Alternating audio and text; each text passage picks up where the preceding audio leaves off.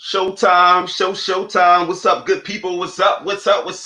Yo, welcome to Food for Thought, man. It is exactly 6:30. As I tell my wife, my pet peeve is that I hate being late. So if I ever say I'm gonna be somewhere, I love to be on time.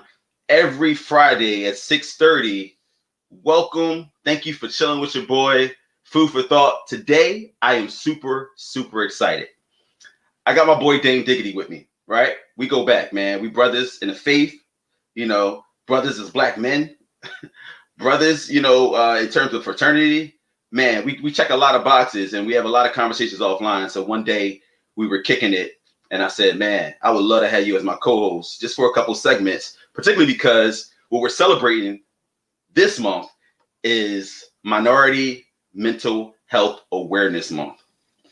It's Minority Mental Health Awareness Month. And as we all know, a lot of this brothers, as I stated before on previous shows, we suffer in silence. And the things that we go through, most people don't know about it. And so I have a lot of offline conversations. I'm lying. I don't have a lot of offline conversations. I have a few brothers, a handful, that I talk to offline, and we basically just kick around things that are going on in our lives. It's a trusted space. It's a special space. And, you all heard me talk about my boy Jay. This is my man Dame, my boy Linwood, my boy Brandon, my boy Chuck. There's a few people, but again, it's typically on this one hand, folks that I'm able to reach out to and talk to about things that are going on in my life that the world just doesn't know about. So today we're going to be digging deep. Our topic today is the invisible man. Why do dads disappear? It's a pretty big question. It's a pretty heavy question. But without further ado, I'm going to go ahead and play my intro. And after the intro, I'm going to bring my man Dame on so that we can unpack.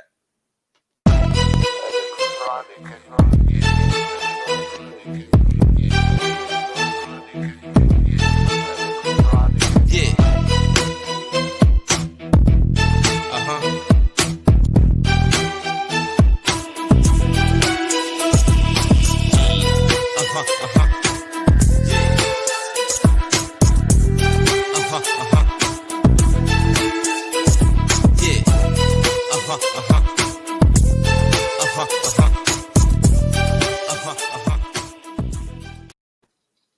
Yo, without further ado, my man Dame Diggity. What's up, man? Good evening, everybody. How are y'all doing today? Definitely, Kev. Thanks for bringing me on here, man. Everybody that's out there, y'all in for a treat tonight. Hey, listen. Go ahead.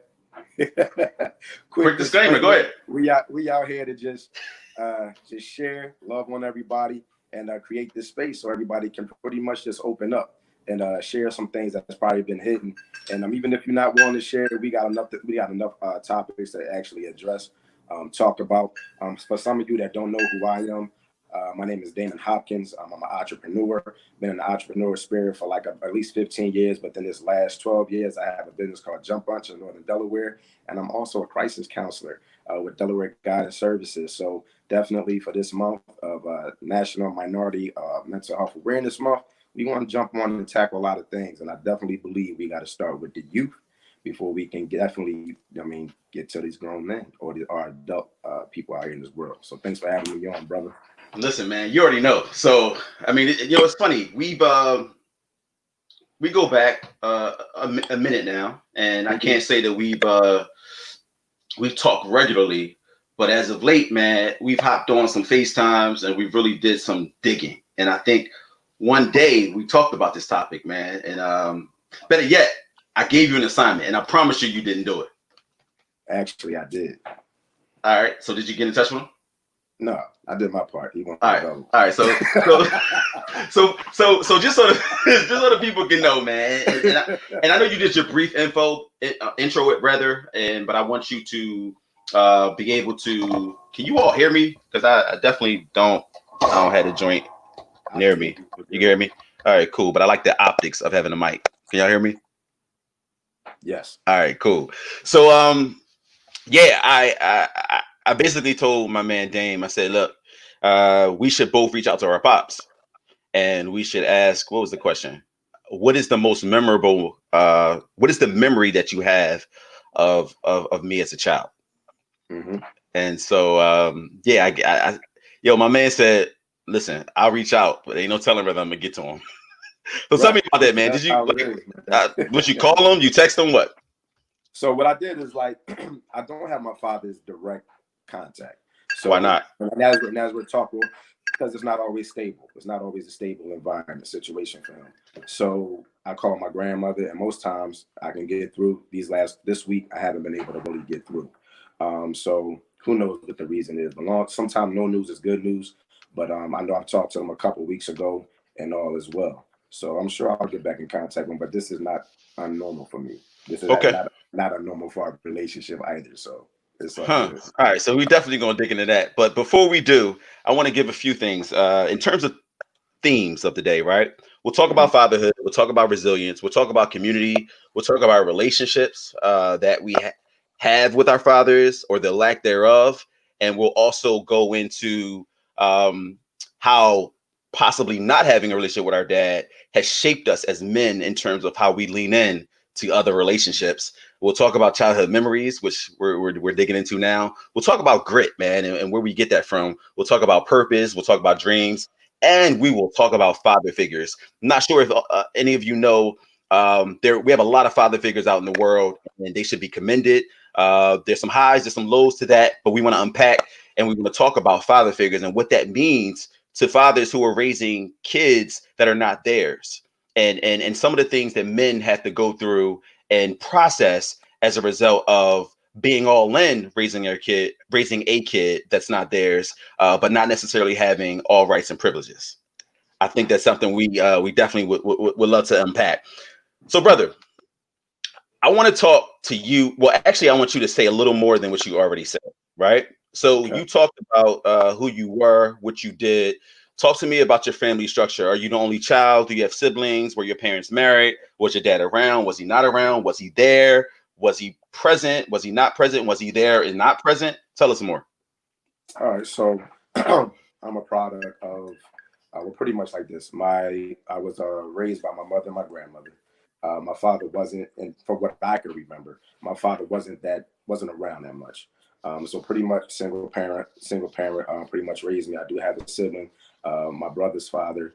At that time, during the impressionable years of my life, he was actually there as a father figure for me, and I was also blessed to have I have real dope parents, man. My mother and grandmother, man, I give them all the credit because they did any and everything they possibly could do, and they fill that void as best as they can. But it's just something different. It just hits a little different when you have your father around. I know who my father is. My mother never spoke any ill will towards him, and always created an environment so I can get to know him for myself, as opposed to creating. Um, my her biased opinion about him. But I did see him from time to time when I was basically being, taken over to my grandmother's home or what have you. He may be there, he may not be there, but every time he did see me, he would just be, poking his chest out, very excited, very happy to see me. But I always see him go talk to my mom on the side and just thank her and giving her the utmost respect because she's doing a very good job in raising me in spite of him not being present in my life like he Dang, should be. dang, we got a full show today, bro. We actually have a guest. You want to tell the folks who the guest is? Of course, we could tell everybody who the guest is. Listen, man, we got a great brother coming up on here. Some of you probably won't even believe that he's actually on the show with us today.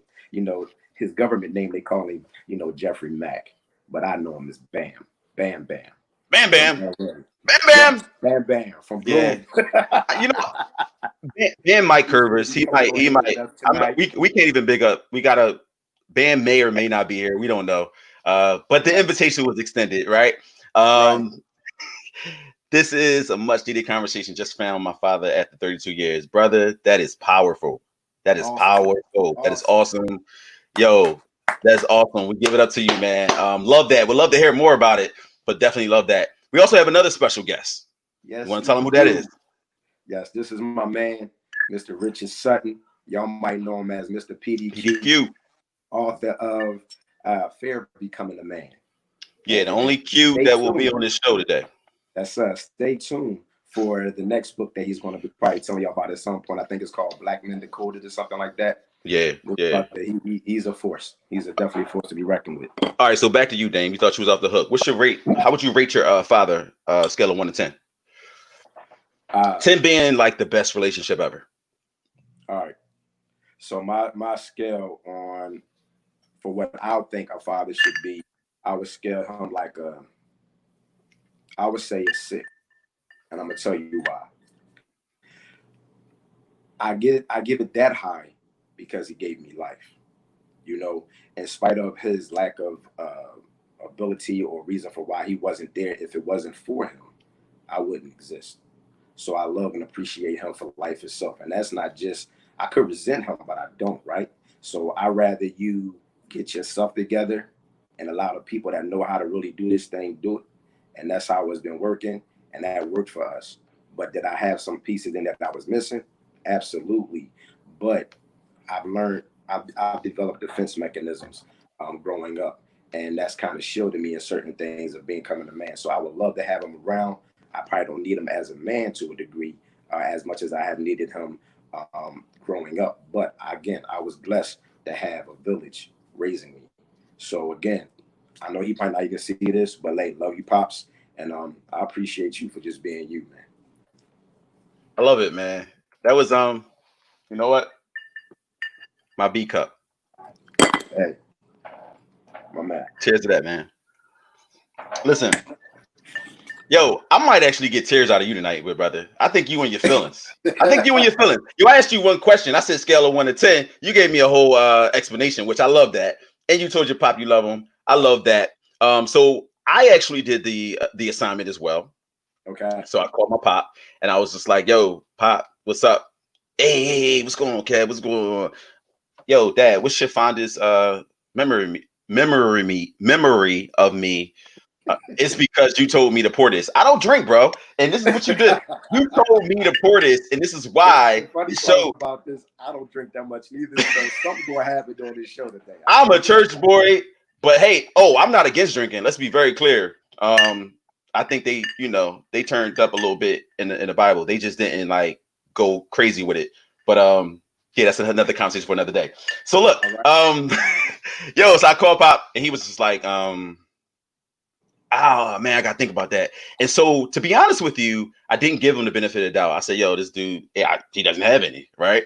And so what he said was he had gotten a operation on his foot when he was this is when he and my mom were married. And so they got divorced around 5 or 6 or something like that. And you know my story, man. I got molested and all that good stuff, and that was like tumultuous. And then they couldn't handle it. Like he left, and then him leaving my mom, he left me. Like it was just like this crazy downwards, spiral. But those first 5 years, my mom and dad were married. I was in the house. He was in the house, and so he had an operation. Again, I don't remember any of this. And he said that he came home with a cast on his foot, and the crazy thing was he kept saying, be careful about my cast.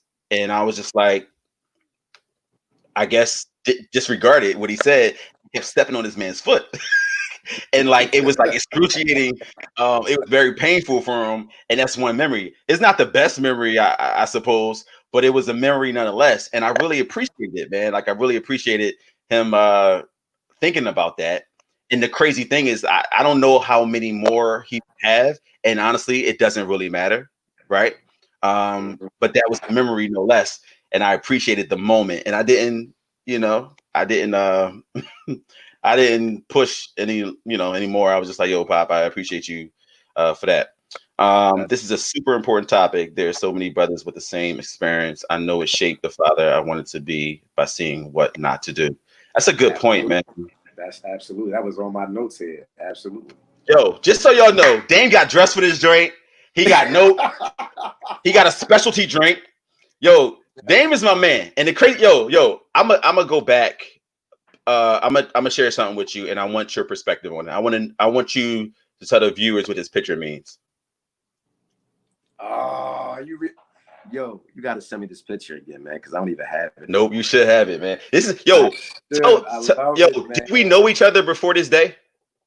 I don't think we did. It was just like an acquaintance situation. Like, I'm a jovial type of brother, so I speak to everybody. So when you did that, So I'm gonna build some context around it, though. I remember that day. I know you do. I was just talking to you about this, man. Yo, I'm gonna build. Yo, search for this picture too, because made me realize that you was a genuine brother.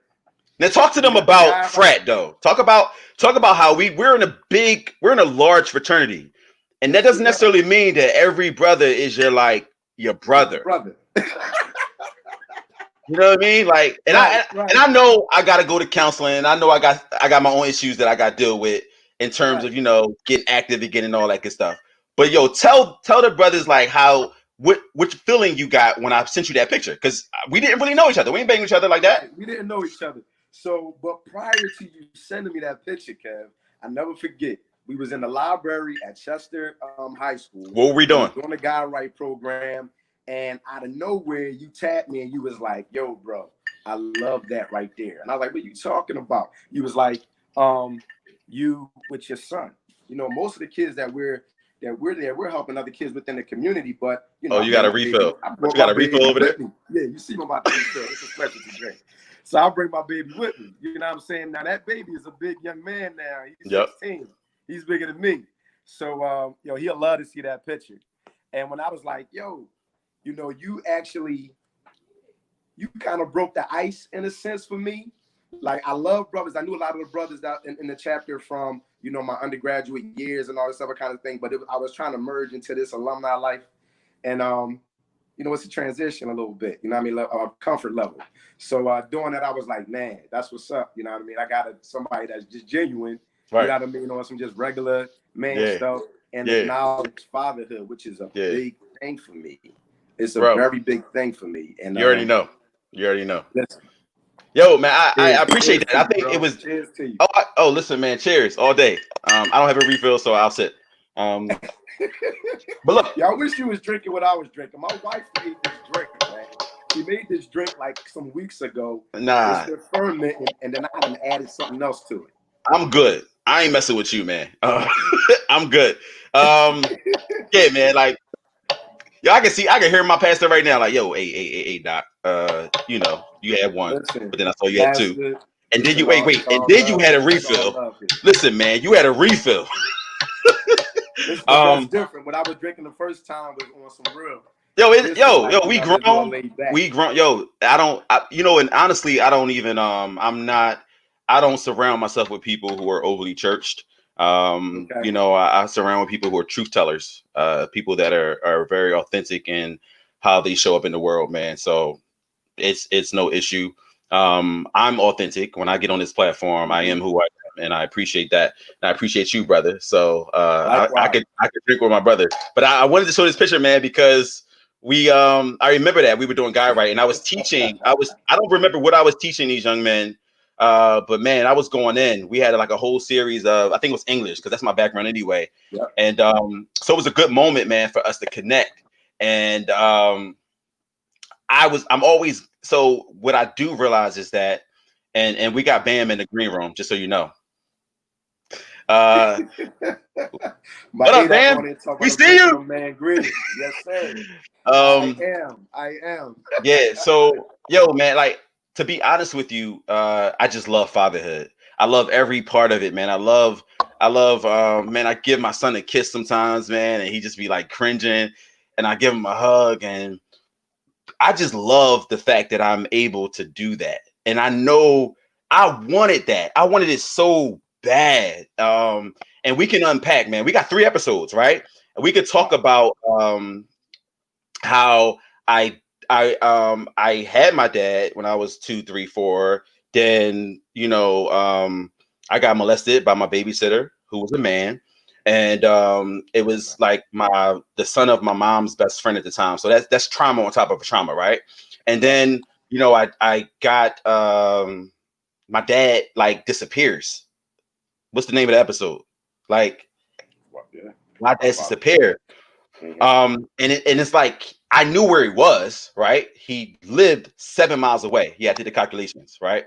He lived 7 miles away, and he wasn't really present during that. I remember my mom and I going to the courthouse, and having to go through a trial and how heavy that was for her.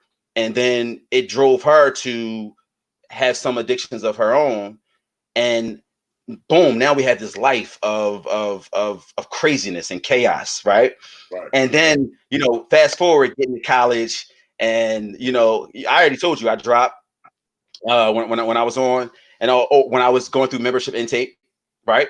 And I decided not to go to the classes anymore, and so it was one of those situations where it was trauma upon trauma, but I didn't realize until fast forward I was in sitting with my therapist, and her and I are talking, and she's talking to me about all the things that I didn't deal with as a child, and that I was searching for things, right? And I was looking for the brotherhood and looking for male role models and all those things, and I'm like, yo, that's crazy how undealt with issues could manifest themselves in like college and grown man husbands ish, right?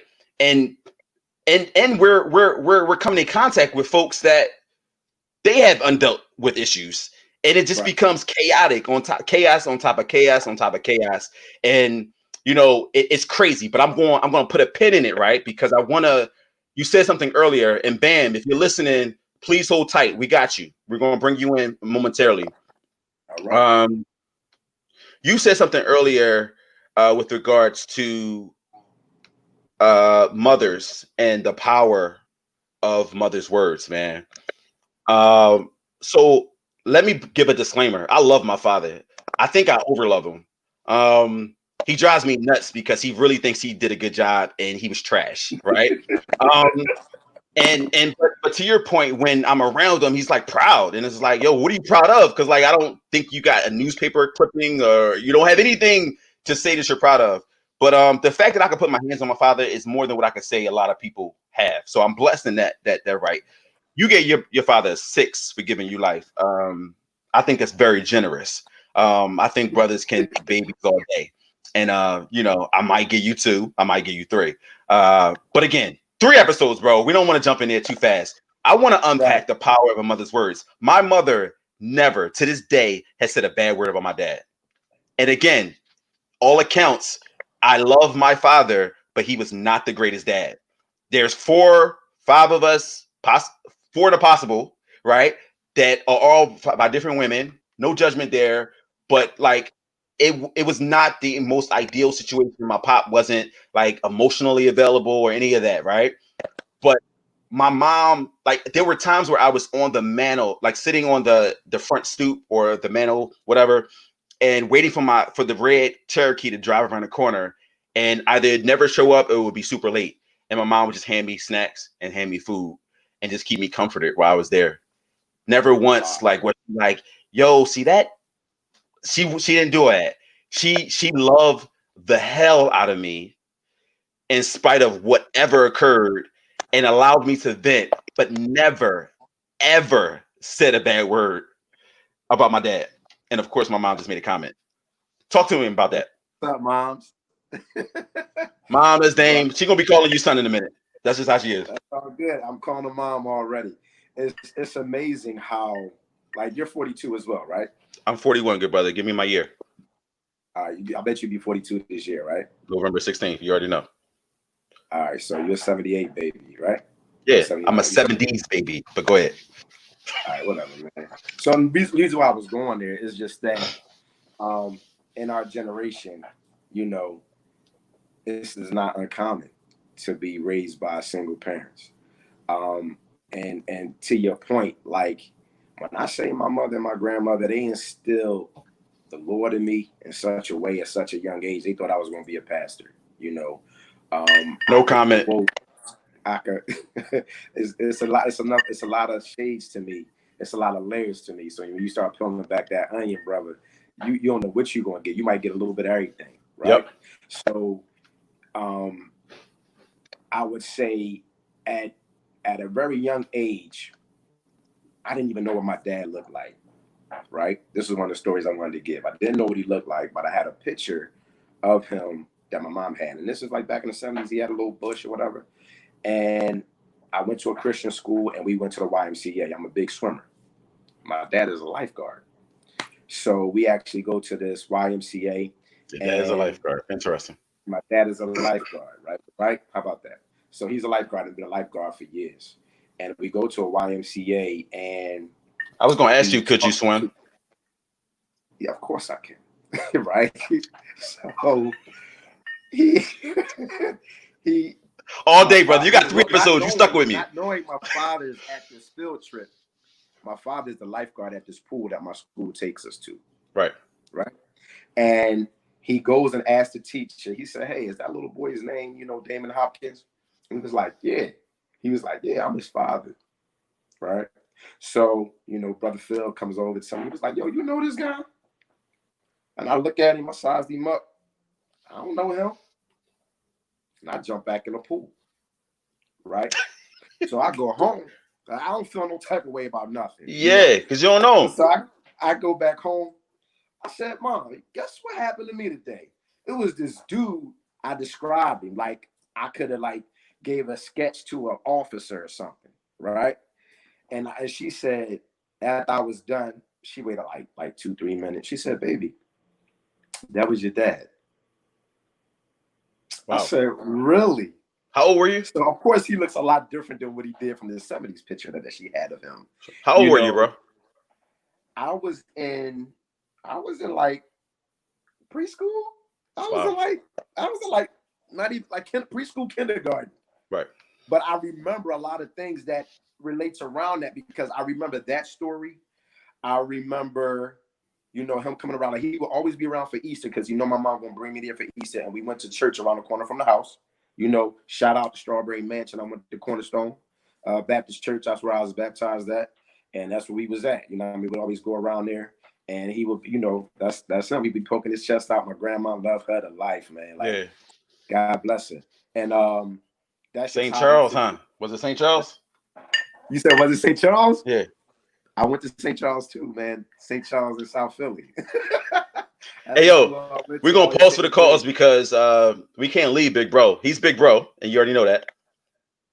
That's right. We can't leave Big Bro in the waiting room. So without further ado. Is he in the waiting room? He's been in the waiting room for a minute. Jeffrey, Bam Bam, Matt. Yo, Big Bro, what's up? Man, there he is.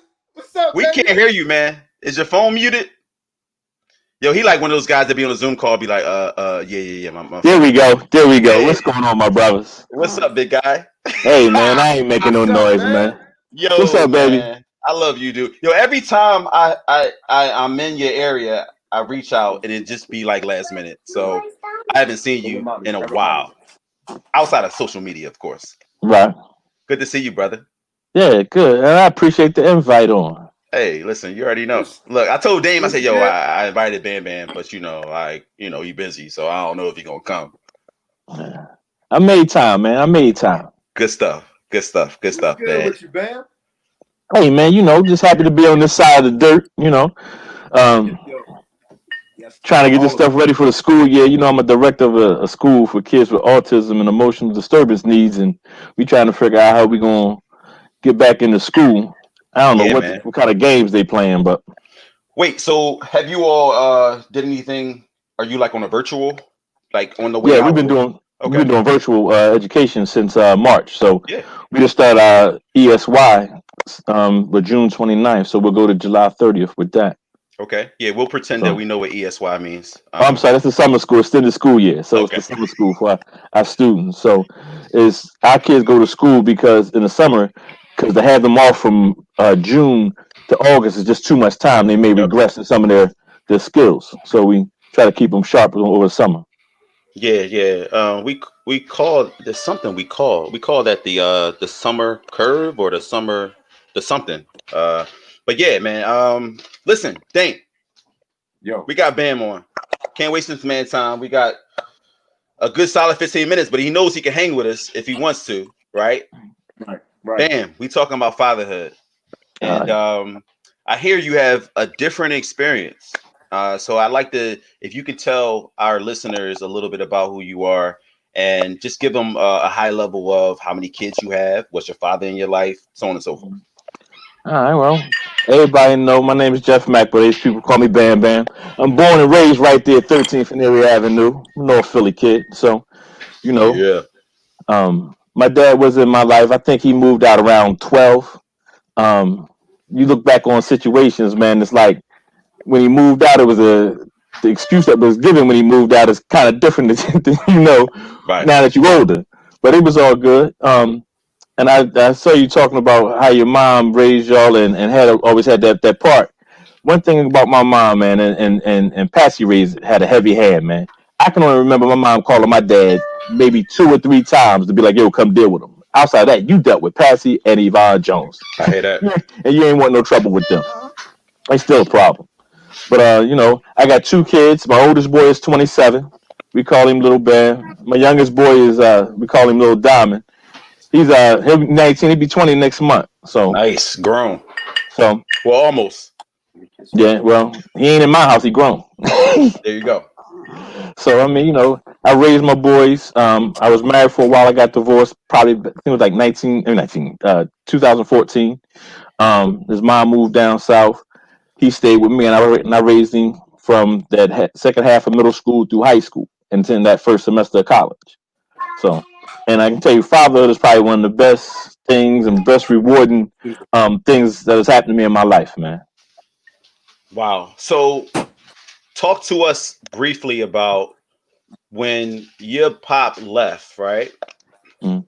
Your pop left, and did he leave you too, or did he No, he base? was still around. I mean, it was Okay. like I guess his mom was sick, so it was like he was going to help his mom. I don't know if that was definitely the truth. Hey, Johnny, if you see this, it is what it is. But he was over there with my grandma, so we would see him and stuff like that. Of course, I would have to go check him out sometimes and stuff like that. Um, but yeah, we were seeing. I mean, we could lay eyes on him if we needed to. Yeah. So I wanted to touch on the fact that there are times when pops leave, right, and because of their contentious relationship with the mom, they leave the child as well.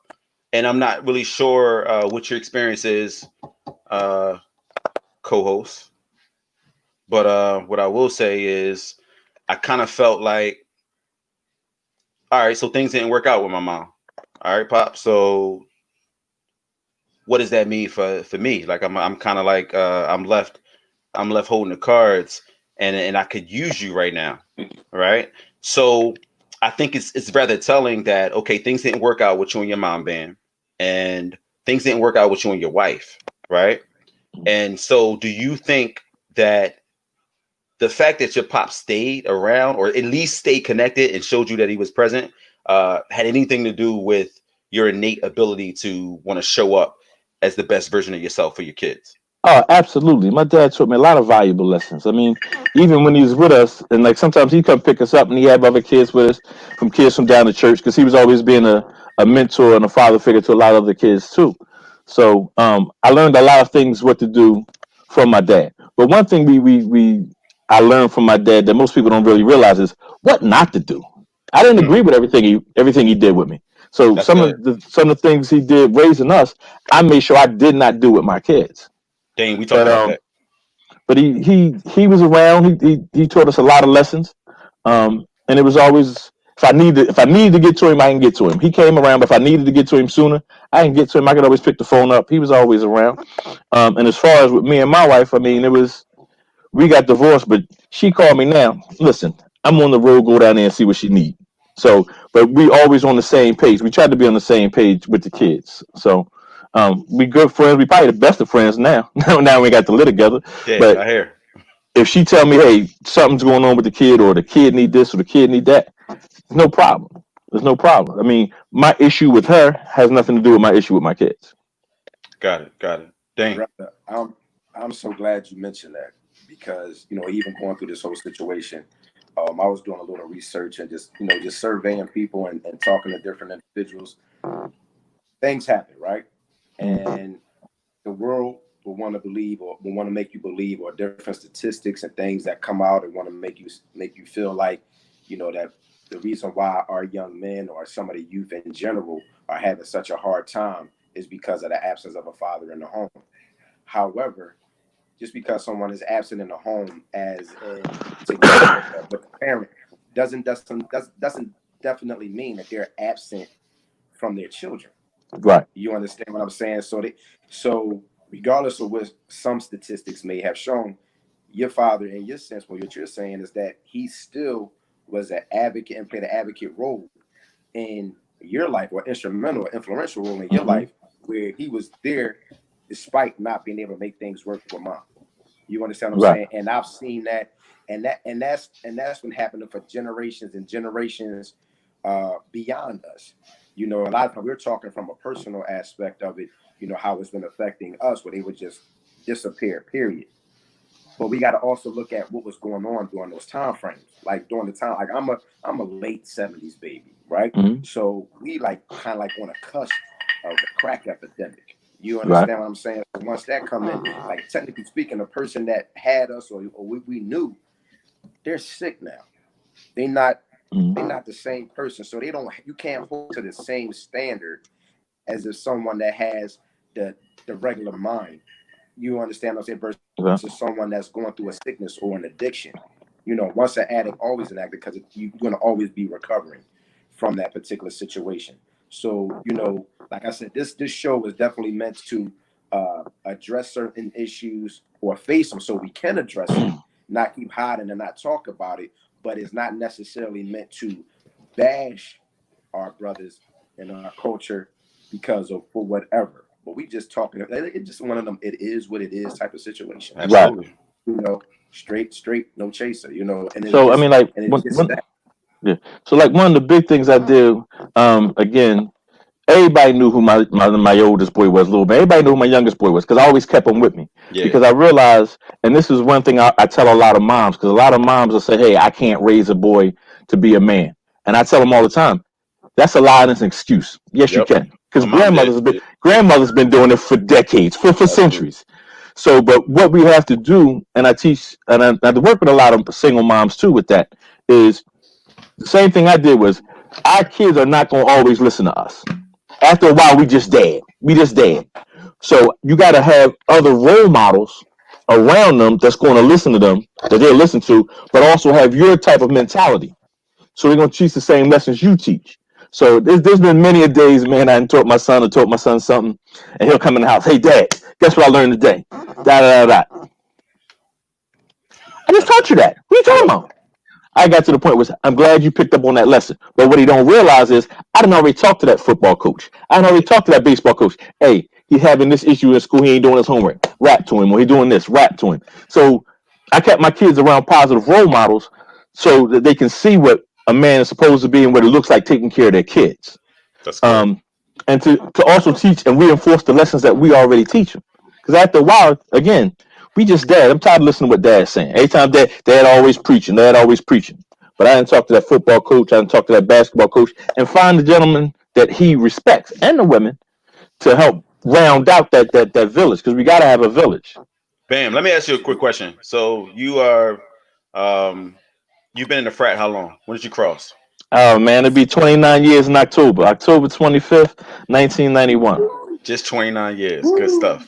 I've been a chapter advisor probably since '96. And again, just to jump in right quick, that whole being a positive role model to other young men, that's another reason why I'm being a chapter advisor. Which what my dad always taught me to mentor other people. So Kappa gave me that playground to mentor people and young men all over the place, man. I've been doing this probably since '96, probably young before that.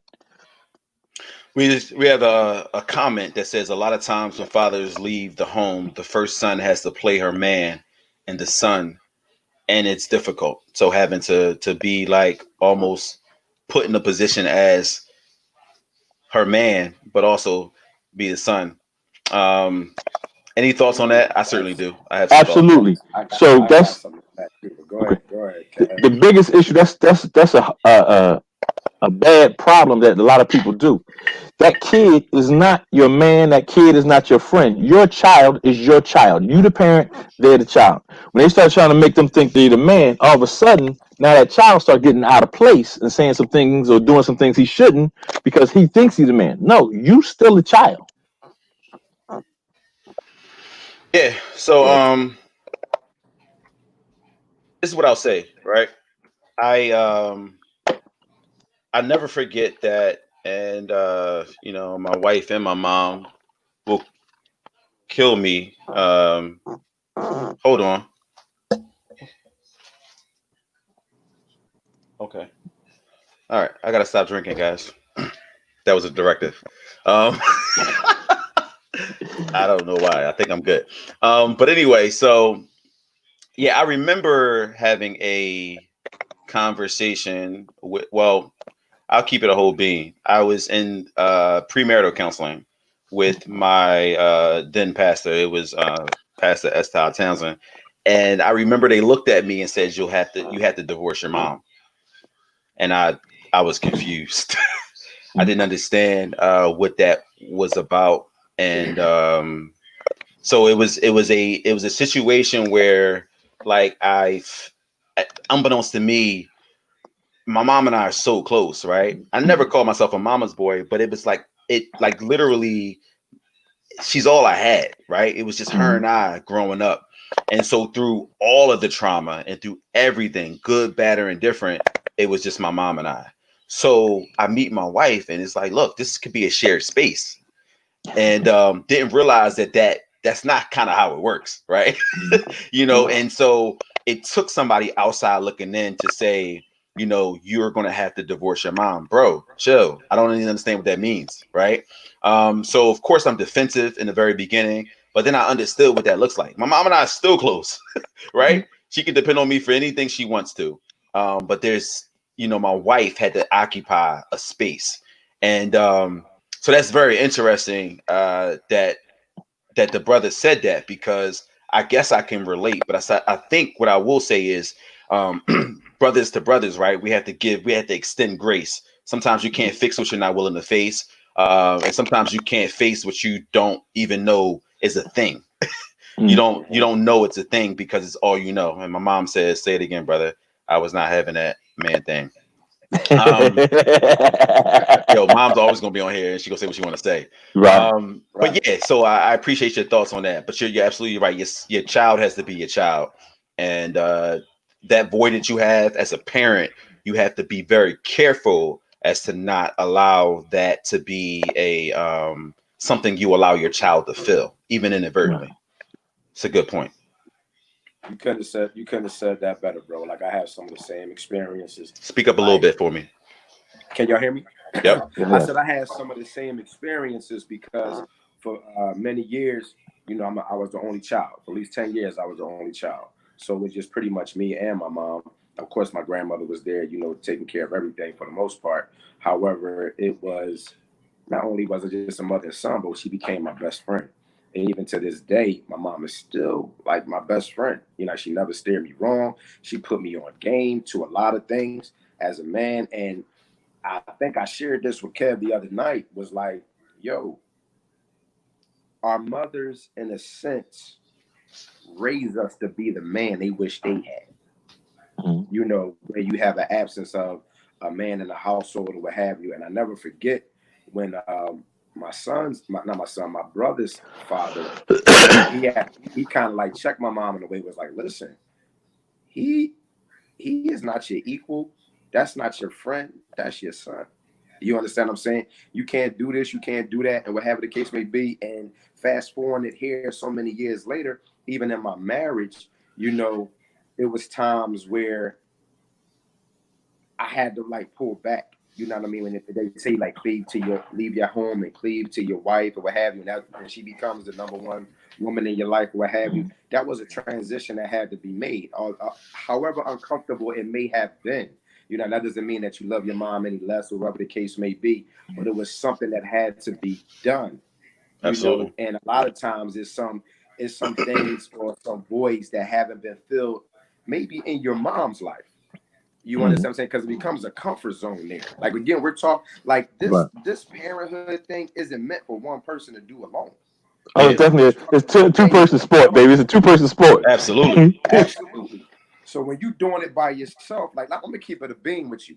Like there's like 19, almost 20 years between me and my mom, right? Now, like, you look at yourself at 19, 20 years old. Was you really equipped to be a parent? Nah. So that's why your grandparent, you really grow up with your mom. Like in a sense, you grow up with them. You understand what I'm saying? So it's like there's a bond that's created along with that because you're growing up together. However, it's you have to be really attentive to the discipline that you must instill and put in place to make sure those boundaries aren't crossed. Because I mean, I'm gonna keep it 100 with you again. You know, it's nothing for me to have a good time partied up with my mom to a degree, but it took my wife to have me pull back from that and was like, listen, because her situation, her coming up was different. Like she had both of her parents in her life. So certain things she's just going to be uncomfortable doing around her parents. Like I can't really let my hair down fully. Like I can go to a party and my mom be there and I'll be good. As long as it ain't none of my frat brothers, anybody that I know trying to hit on them. Yo, that's wow, that's see, I come so much we could say about that, but go ahead. Yeah, see, but at our house, like it was my mom, my aunt and uncle live downstairs, my other uncle lived upstairs, but like the women in our house, man, it was a matrilocal society. They were the disciplinarians. My dad did his thing. He disciplined us, but you don't want no problems with Patsy Mac. She always made sure that where the line was at. Do I protect my mom? Still like feel like I'm my mom protector, but she tell you in a heartbeat, I don't need you to protect me. She old South Philly chick. She's still gully. She's still gully. But she always respected my dad and always made sure we respected our dad. And she always kept us down to church and all that stuff like that to keep us out of trouble. It ain't always worked. Me and Trouble found each other once or twice, but I appreciated the fact that my mom and my aunt and them dealt with us. They dealt with the issues. And again, I'm Earl. I was born in '70. I'm 50. So it was like if my aunt saw I did something, she touched us up. Then I was hoping Dad would catch me next. Because if Dad didn't catch me next, then Mom touched you up. Then Dad got the final touch up. Yep. But it's about. But Dad did come in and he would process stuff with us. He talked to us. He did more talking than Mom did. Mom hands on. She quick with it. But I think one of the other big thing we should talk about. I mean, or in your time is. A lot of our fathers don't know how to be fathers, and no one talks to them about doing that. I'm gonna stop you there, man. How much time you got? Are you hanging? Oh man, I got time, baby. All right, cool. Well, we gotta introduce Mr. PDQ. Yo, brother, you there? He's trying to come on. It's still loading. It's still loading. Oh man, they talk about my Wi-Fi, so I'm about to trash you. Brother PDQ. What's his name? There he is. Mr. PDQ. We can't see you, man. I can't. Yo, you gotta go against the light. When you're a man of this complexion, you have to make sure that the light hits you. Yeah, you gotta be in front of you. You gotta be in front of you. You gotta be in front of it. You can't do that the light in back of you thing. It doesn't work. Yeah, he got the grown man glass, but we need to see you, bro. All right, brother P. I will let you. Yo, we can't hear you, brother. I can't hear you. Like tap something, unmute yourself. Oh, listen, I had my glass. I only had one. He got the cigar and everything. So, all right, I'm gonna talk to you offline, man, and get you right. Bam, you made a very important comment. You want to repeat that real quick? I mean, we got to teach our brothers how to be fathers. We don't talk about it. I was down there hanging out with Baltimore alumni brothers one time, and we was talking about our sons. He's like, we don't talk about how to be dads with each other, and that's stuff we need to be taught. Yeah. Who's going to teach us? Can I say a point to that? Yeah, please. Is that okay? It's crazy. So earlier in the show, I had mentioned, I gave my father a 6, right? But what I come to find out in that family dynamic, my father's father wasn't a father to him. So again, you don't know what you don't know, right? So, but the only reason why I don't give him a full pass is because what he lacked then, it inspired me to be the opposite and be everything that he wasn't as a father. You understand what I'm saying? Because I don't know him as a full human being, as a full man, but as a father, what he was supposed to be to me, I was trying to make sure I was all that and more to my children. So, you know, whereas my mother and my grandmother may have overcompensated for that, I don't. You can't help what your person's situation is. Like again, like I wouldn't be sitting here if it wasn't for it. It just is what it is. And it took my spirituality in order for me to get to that point of not resisting. And I think when him and I reunified, because that was more or less once I became a man, where we really can have real conversations and talk about certain things. It was weird and it was so crazy how we had so many similarities. Even some of our mannerisms and everything that we do was identical, and I wasn't around them. You know how like certain things is like a human behavior, like something that you're around and you automatically pick up on certain things. Like I do some of the same things that he does, and vice versa, and I wasn't around him like that. That was the weirdest thing, and that was one of the memorable moments that I had with him when. Even with the way I think about certain things was some of the way that he thinks about certain things, or the way that I may handle certain things was identical how he handled certain things. And he just had to laugh and smile and was like, you know what? You are my, he's like, I never, I know you're my son, but you really are my son. Yep. Like you think and process and do certain things in the same manner in which I would. And it was just like, it is what it is. And then you hear from other people in the community or my mom or what have you. She's like, man, you are your father's child. One of the brothers one of my ADAP that was actually on, that was chiming in on this chat, you know, he had an opportunity to meet my dad. And he was like, yo, I really thought you looked like your mom until I met your dad. You know, he was like, it's crazy down to the ears. We all sat, chill, had a drink at a bar together. You understand what I'm saying? But I mean, yeah. Wow, that's what happens. You know what I mean? Yeah, you know, it's very interesting as you say that, because I feel like we I don't know. What I will say is Dane made a very important point earlier in terms of the crack epidemic back in the day and kind of where we are now, and just how a lot of things have shifted.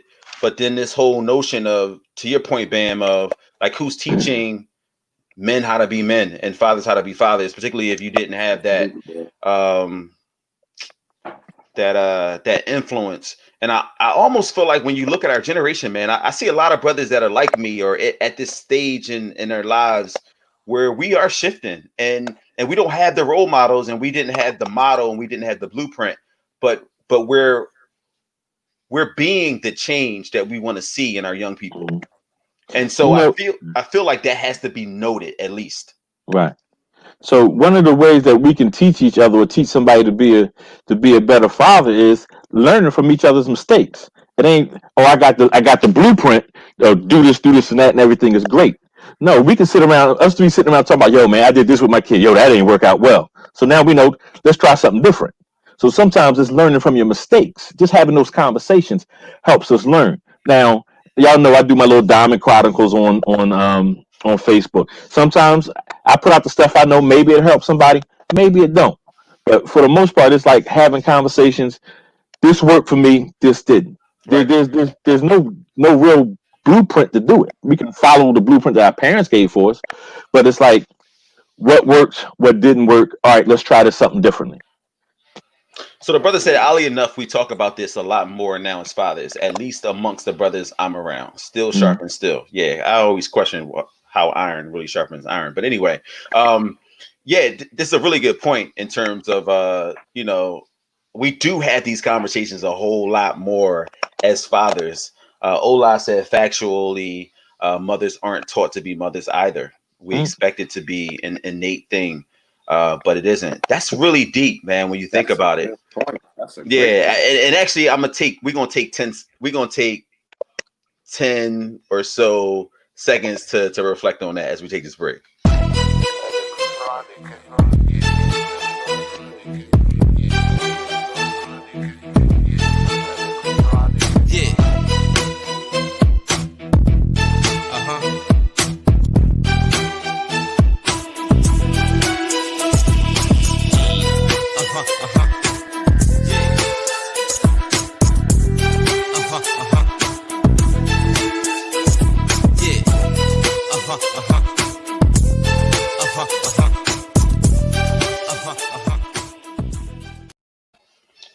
We're back, and we're gonna try this again, Mr. PDQ. I still can't see you, good brother.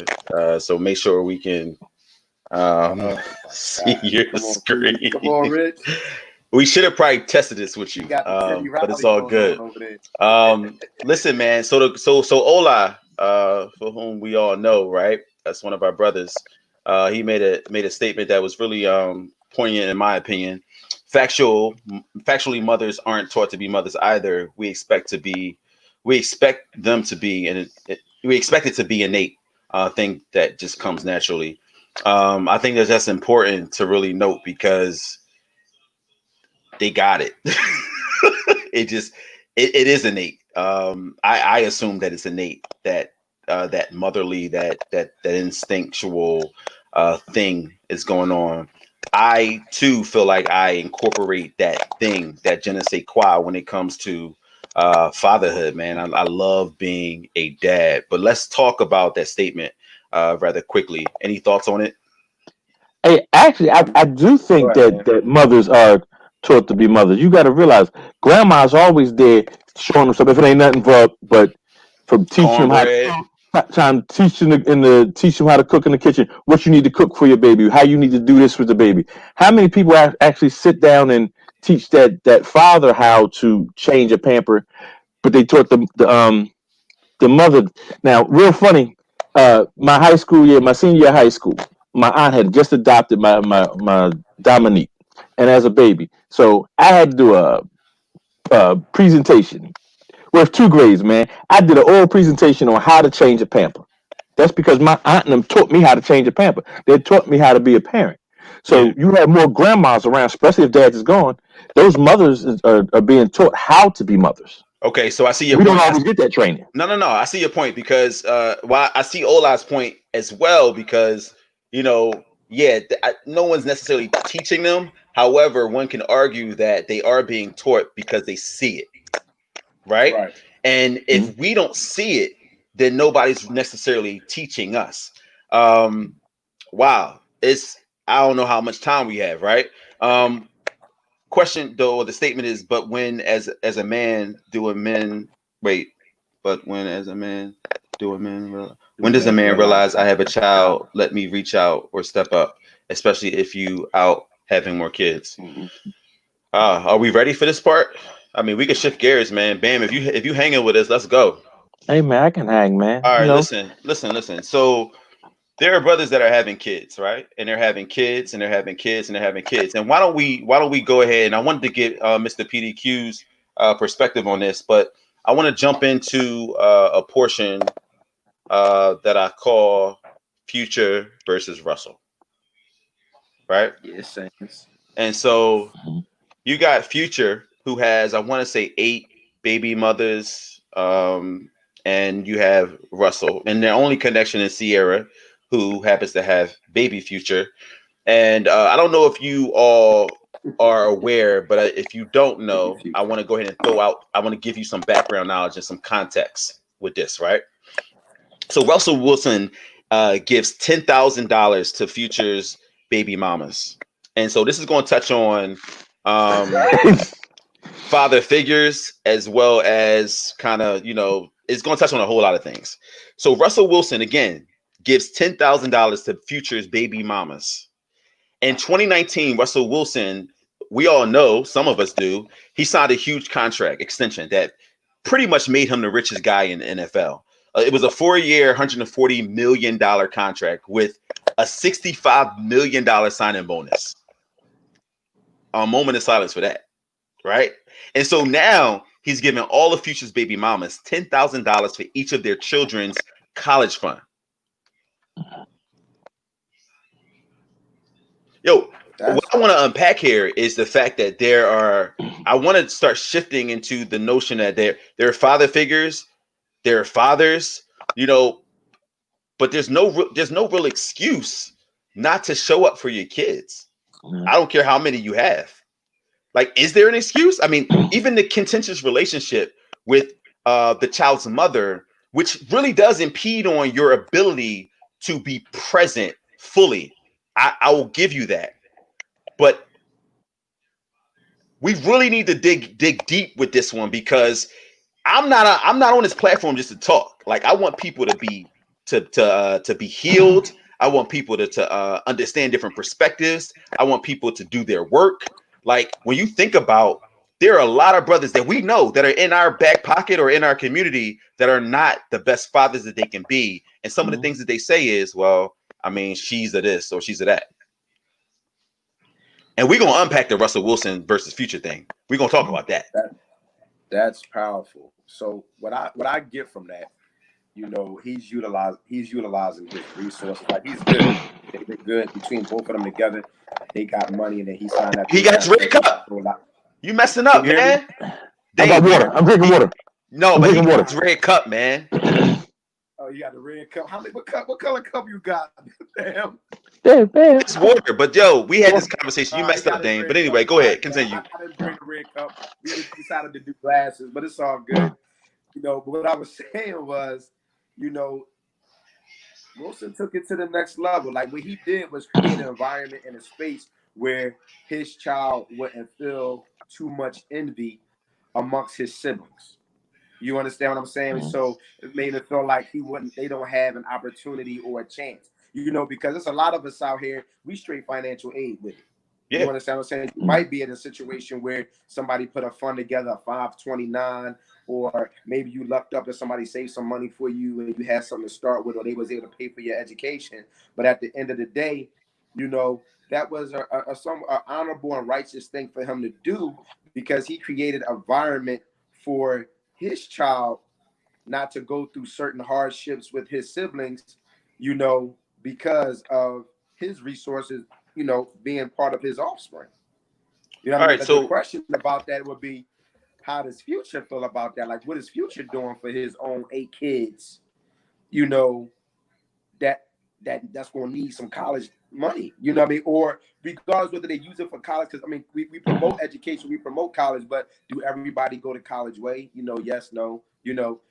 That's not the end all be all. But it's a lot of us with college degrees and may not, you're still struggling. You know what I mean, with loans. But however, in this particular situation, I think that was a very honorable thing to do. He took it to another level. He didn't have to do it, but he has a foresight and the importance and the discipline that's needed for these kids. I think you're absolutely right there, because he actually, by doing that, he's taking it to the next level. Because what he's also showing these guys is, hey, you still need to take care of your kids even if your dad don't. And he's showing them, hey, take care, because it's more likely that we may date somebody that has kids already. Mm-hmm. I ain't got 100 and something million to help out like that, but I'm going to do for their kids too. So I think he's setting a positive example for them. And I think to some degree, you're right. He's trying to even that playing field, because with his kids, because he don't want his kids and have that sibling rivalry. Because the reality is, I ain't no Future fan, but his money gonna run out. They're gonna need that money, and by the time they go to school. Yeah, that's a real positive example, man. Yeah, you got to comment on there thinking that he inciting beef. Like, honestly, I really don't think he inciting beef. Like, what's the beef? Like, he's actually giving this man's kids an opportunity to go to school. Now, if he wants to add to these children's, fun, and in addition to what they have, they can only benefit from it. There's no lack. It's no. You understand what I'm saying? Like, honestly, that is triggering the man's ego. Right. For somebody else doing something. They didn't have to do it. You didn't have to accept. But what kid don't want an opportunity? You understand what I'm saying? Like, it wouldn't even be a thing. Like, it would have been just understood. It wouldn't have been nothing if he hadn't done anything. But the fact that he done it is like, that's one thing as we as individuals, as men, we have to know how to accept favor when somebody gives it to you without it being any ulterior motives. Like, he's with Sierra. Like, it ain't nothing else. What's the beef? He been with her for some time. So that chapter in her life is closed. You know what I mean? At this point, he doing something for this man's kids. He should say, you know what? Thank you. That was honorable. You didn't have to do it, but I'm glad you did. So listen, brothers, we don't have a lot of time, but there are so many questions that we're like popping up on the screen and that we're not really addressing. So, Bam, if we can lean into it, Just hold on to Red Fox's question real quick, because there was a question that our brother Rock said earlier. He said, "So what do we do when women have mind control over their children?" So I want to talk about that, because again, this is real life, and there's some folks that are in these situations. So as brothers, again, we have 2 other segments that we're going to bring the practitioners on, but I want us to really start talking about it, unpacking it, and when we bring the folks that get paid to do this work, they'll come and give us some of the answers. But let's talk about, what we do when women have mind control over their children. And as you know, if you're not in the house and the mom is not like the moms we were talking about, Dame, where they are talking negative about the father, and they are basically saying, well, your dad didn't show up, yada yada, this is what he does all the time, and they're projecting. Whatever the case may be, we can't speculate. What do you do when there's a woman that is not necessarily showing up to make things easier, but more challenging? You don't stop. So this is a situation. Say it one more time so they can hear you in the back. You just don't stop. So if you're in a situation like that, like I know people personally that has been making it difficult for some of the fathers out here. They might have moved out of state, they might have did certain things, but you go above and beyond and still get out there and do what you need to do for your kids. If it takes that you got to take time off, you got to travel, you got to take flights, you got to do certain things, you got to bring your kid home, you got to, what I mean, all different. You go above and beyond for your child. Because it's nothing like a situation where you feel like somebody brainwashes you and makes you think that out of spite, makes you think that your dad just don't care about you. There's a lot of things that we're out here fighting. You understand what I'm saying? Like it takes a man to raise a man to a degree. And I know that there's some strong females that are actually out there, but I can just speak for myself. So although my mother and my grandmother did an awesome job, and I had a lot of male influences, as far as in my village that played a strong, significant part, there was still a part of me, regardless of what they did, and I had a good life, thank God, that still needed my dad. And if my dad just fought past his demons, fought past whatever things that may have been blocking him from getting there. It could have been something as simple as, your grandma don't like me, never could stand me, hated me, or what have you, and I couldn't take it no longer. But I didn't ask to be here. Right. You understand what I'm saying? Like, this is a part, like, I'm your seed. I'm a part of you. Yeah. You understand what I'm saying? So this is a legacy, so you can't leave your legacy hanging. So at that point, you just fight it out. Brainwash or not, like, can't nobody stop you from doing your part. So if you sit up there, you provide the knowledge, you lead. The biggest thing that I can say is lead by example. It's easy to talk that talk, but if you ain't walking it. Hey, bro, and believe it or not, I'll tell you, the child and or adult, however, whenever it happens where they come into their own, the fact that you fought for them is powerful. Like, right. Fighting for them, knowing that my pop was like, showing up. I don't care if he got to stand across the street.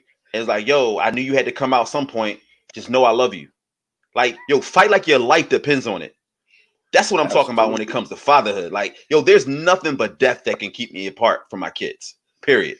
That's it right there. So lock me up for being a stalker. Lock me up for, maybe crossing the line and being on the property. But, I love my kids that much. And your kids will respect you no less, right? It's funny, man. Chris Ransom chimed in a few things, man. He said, just want to make sure we get everybody comments. Was talking about Future, and maybe we're giving him too much. Russell, maybe we're giving him too much credit. He could have been doing it to like incite, whatever the case may be. And to be honest with you, like, I think we all can have our opinions on that. And it's funny, man. I talked to Chris. That's big bro. For real. He's another brother that I talked to offline about fatherhood and things of that nature, man. And he's a dope dad. So I appreciate him listening in.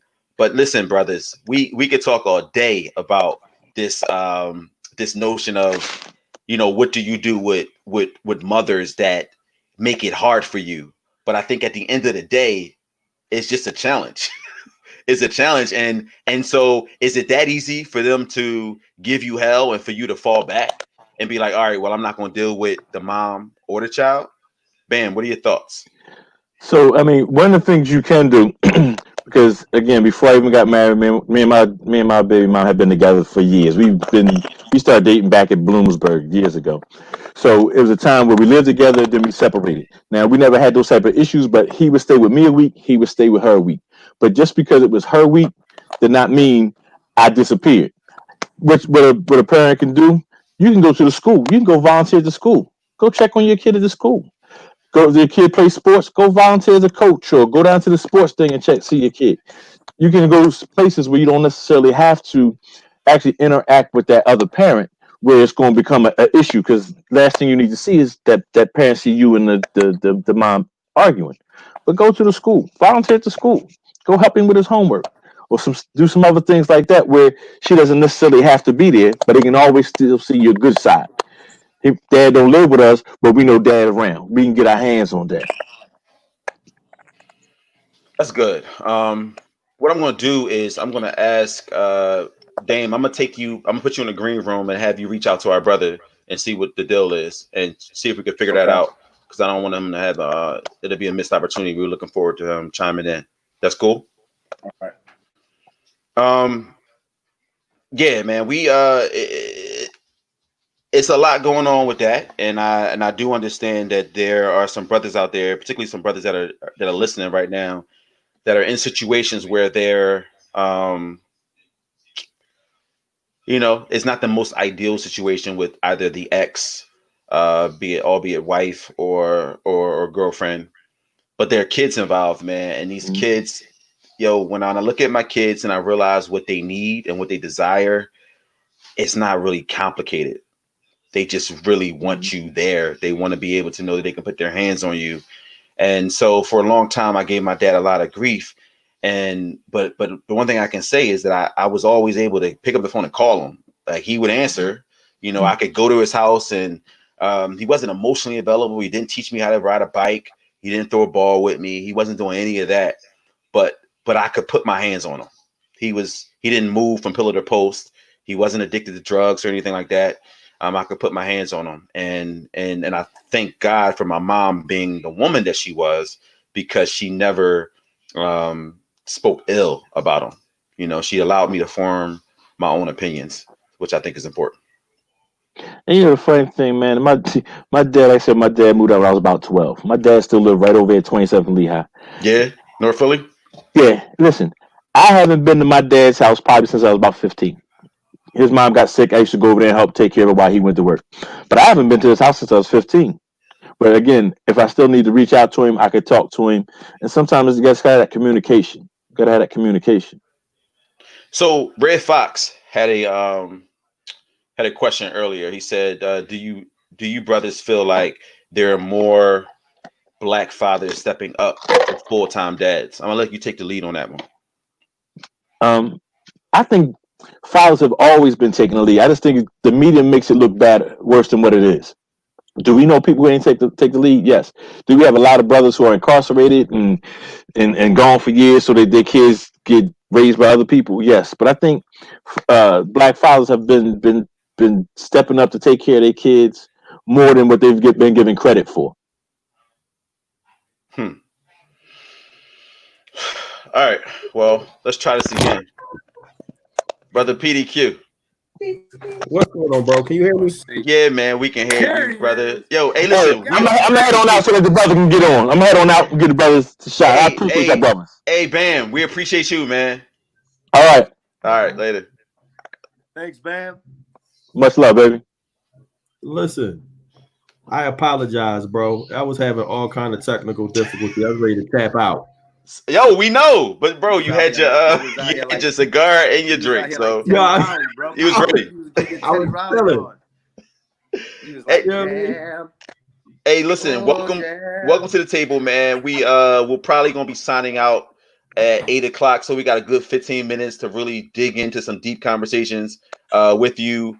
One of the things I wanted to talk about I wanted to give you the platform to introduce yourself really quickly. You are an author, you are a speaker, you are a host. You are the author of the book Fear of Becoming a Man.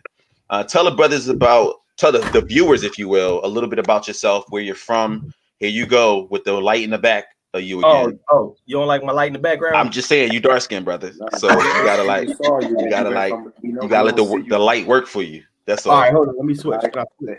Yeah, that's perfect. That's perfect. That's perfect. Tell us a little bit about who you are, man, where you're from, and what your makeup is. Is your father in your life? Do you have kids? So on and so forth. Well, I'm from Philly, born and raised. My father's deceased. My father passed away back in 2014, I think it was. Okay. And I don't know. You know what I mean? What was your other question you asked me? So how many kids do you have? I got two. I got a 19-year-old and a 9-month-old. Okay. Are you actively are you with them? Or are they with someone else? Talk to us. Give us a little makeup. Yeah. My 9-month-old just was pissed off because I had to put him down again to come get on air. So he, you know what I'm saying, he quit attitude. But yeah, I'm more in his life. My 19-year-old was a challenge in and of itself. You know, with his mom, and she didn't want me in his life, and so it was a lot of challenges there. So with my 9-month-old, I don't have that problem at all. But I was always present and wanted to be present with my oldest, but it just didn't work out like that because, you know what I mean, because of the situation. So where are you now with that?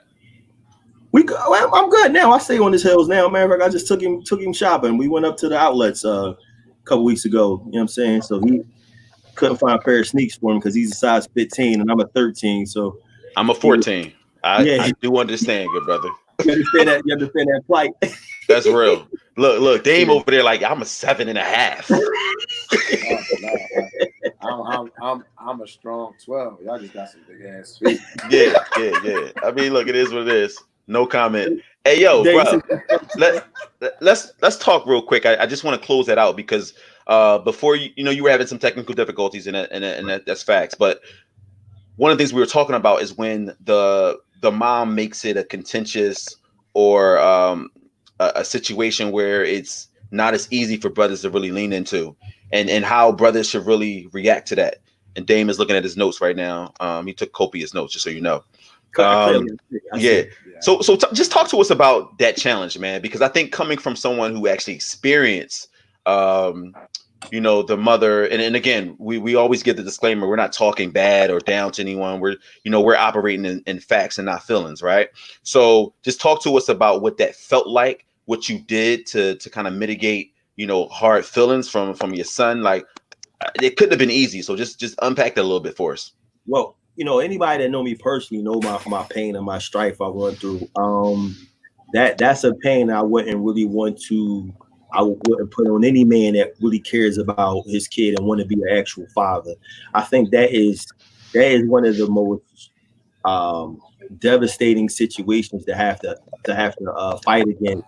And then when the mother uses the system to also go against you, it makes it even worse, right? So it's like this dynamic that you're constantly trying to fight, and at times you just want to tap out. You know what I'm saying? And it's a few times I tried to tap out. I'm not gonna lie, but the people around me wouldn't let me tap out. They're like, no, you can't. You got to be present. You got to find a way to be present, some fashion, somehow, right?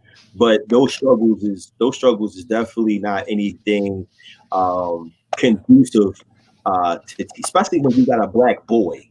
Not that a daughter is any less, but I just feel like when you got a young man and you already know what life has been like for you, and all you want to do is trying to keep him from hitting the pitfalls and struggles that you had, so his struggle doesn't be as hard as yours, and you have somebody hindering that process. It's definitely a painful type of situation. And that was one of the things that led me to, that I spoke heavy about in the book, about parenting and being a father that want to be present but can't be present. And what's even more painful is to meet women who have kids, who have dudes that don't want no part of their kids. and you over here thinking, yo, like, I just want to be a father. Like, I just want to do what I need to do. I heard one of the brothers say as I was coming in, I heard one of y'all say, parenting is a 2-player sport. That's a fact. It's definitely not a single player sport. So I don't understand why anybody would beat their chest about having to do it. If you don't have to do it, why do it? No, I'm with you on that. So I want you to do us a favor and give us a little insight on why you would write the book. You wrote the book Fear of Becoming a Man. The title is pretty obvious, but talk to us. Obviously I want folks to go out and buy the book, so give us a high level of what inspired you to write this book and what it means to you in the community. As cliche as this might sound to you, bro, I'm gonna be honest with you. God just put it on my chest. Okay. Right. And I literally came home from work one day. My background is in banking, so I used to have some rough days, right? Especially the first and the third used to be critical, right? And I came home, and I just kind of grabbed my computer out and I just started writing, right? And it was, the title had set on my spirit, and I kind of like dodged it for like almost a month. I'm like, whatever. Like, why does the title keep banging with me? And one day I had to sit down. It was eating at me so bad. I broke the laptop out and I just started writing, bro. And I just started writing. And I didn't know what it was going to be about, but it wound up being about my life and just the struggles. And one of the biggest things that I try to point out in the book is society's depiction of manhood and the reality of manhood aren't the same. You know what I'm saying? And what society say manhood is, and the reality of living manhood, especially as a Black man, it's definitely kind of like there's levels to this. And you have to understand that sometimes what you think is supposed to be isn't what it's supposed to be. And everybody's journey is different. One of the other things I thought about, the question is, why do fathers disappear, right? And so one of the things I learned about it right in the book when I started to talk about my father was, as children of fathers that weren't around, this is the thing that we miss. Childhood traumas are real, and a lot of us go through childhood traumas and we live them, and some of us pass them down. We never know what our fathers went through and what their traumas were, because they're not going to sit down and talk to us about it, right? So the way they decide to handle it is the way they decide to handle it. It doesn't mean that they don't want to be a father. It doesn't mean that they don't want to be in your life. And plus, we don't know the nuances of what your mom was doing to hinder that situation. So we have to not just be so quick to dismiss our fathers so easily. Especially, I'll be 44 years old Monday, right? So I'm a 70s baby, right? Mm-hmm. But we understand that you had Reaganomics in the 80s, the crack epidemic. You had high incarceration following that. My father was in the streets. He sold drugs. He did time. He's a real street dude. That PDQ I go by, that was his nickname. Pretty damn quick, right? Because he was streets heavy. So any old heads know what it meant. But he was nice with his hands, so that's what they called him. But he was also the same dude that would protect the ones that couldn't protect themselves. And I'm the same way. Right, he gonna stand up. You can't. That's who he was. So I don't have I always tell people my father was around. He just wasn't present. And that's good. I like that. Yeah, you know what I'm saying. I could get at him when I wanted to. He was at every graduation. Anything with education, he was on it. For me, my sister, my older sister, my older brother, he was there. He ain't no questions asked. But I just think that when we start to think about this thing and why fathers are missing, there's levels to this. We don't know. Hurt people, and a lot of times they've been hurt, and so they hurting us indirectly, and it may be not their intentions. And I'm not making excuses for nobody, bro. That's not what I'm trying to do. Dame, I don't know if you have something to say. I just wanted to throw this in here real quick. Do you honestly think innately there are a lot of brothers who struggle with the fear of being men? I really want to talk about that a little bit because the first thing that comes to mind is the how we define being a man, right? And what that means to us. I think that's pretty deep when you really think about it. Depending on who you are, where you are, and what you're around, your definition of what it means to be a man is fundamentally very different. Facts. So, your fear at your point in life, what did that mean to you? Like, what were you fearful of? And I would imagine that you went into writing this book realizing that there were other men who were fearful for very different reasons. Well, first we have to unpack the word fear. The definition of fear is to be scared of the unknown, right? Mm-hmm. So fear in and of itself is a piece that if you never we as human beings we usually repeat what we see, right? So if you came up in a two-parent household and your mom and dad had a great relationship, you kind of repeat that because that's what you saw. That was healthy. If you came up in a household where mom and dad they had an unhealthy relationship, you're probably going to struggle in relationships, right? But when you come up where, for me, for example, I come up on both sides of the families. I had hustlers, drug users, street runners. What I had, right? And I had uncles who had talents that was brick masons, electricians, and ain't none of them ever teach me any of those skills, right? Wow. Was it that they didn't teach me because they thought they didn't want to, or they was never aware that that was something or a trade that could take me places in life, and I will always be able to make a dollar, and I'm gonna teach it. I'm gonna teach it to my nephews, but they weren't thinking on that level. But also on my mom's side of the family, only one of my mom's siblings finished high school, right? My dad's side of the family, everybody finished high school. My father went to college, went to North Carolina A&T and dropped out. He was a law major, right? Carrying a 3.8 GPA and walked away from it. Wow. You know what I'm talking about? My dad was super smart. And when he passed away, that was one of the things everybody say, the intelligence your father had. So I see these different levels of manhood, but where do I go with this? What's the right way? So you take a little bit of everything. You take a little bit of this and that, but the fear comes to understanding. And I think fear is usually the point of unknown.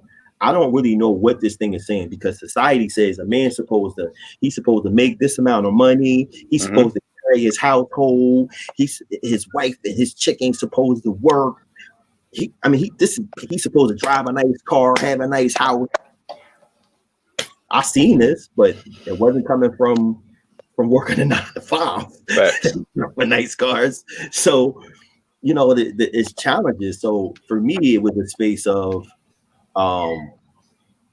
which way do I go? How do I be the best version of manhood that I could possibly be?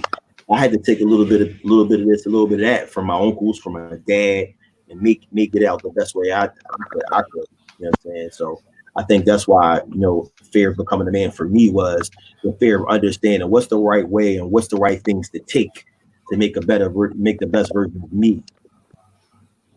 That's good. Dane? That was definitely powerful. Just listening to what you were saying, like you can go in so many different directions of that. When I think of the word fear of evidence appearing real, is basically the acronym that I think of when it comes to that. Mm-hmm. And basically, what I just to sum it up, your fear is not necessarily going to be your reality. And when it comes to, us being, that in itself is like, when I had a conversation with you earlier today, Rich, it was like, I don't want to leave this earth realizing, I don't want to leave this earth with a lot of wasted potential. The graveyard is filled with a lot of wasted potential because we were just afraid to take our shot for whatever the reason may be.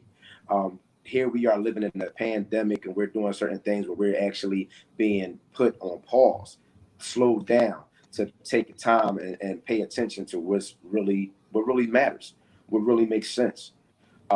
We have this facade or this pseudo situation here where it's like, what is the real definition of a man? And everybody can say what it may mean to them, but it's definitely one that, to me, it definitely is one that, that's righteous, that stand on principles, someone that's really to make a strong stand and put his life on the line for the better good of others and his family, as opposed to just die or fall for anything.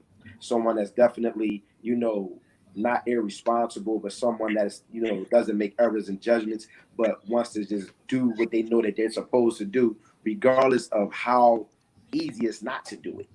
You understand what I'm saying?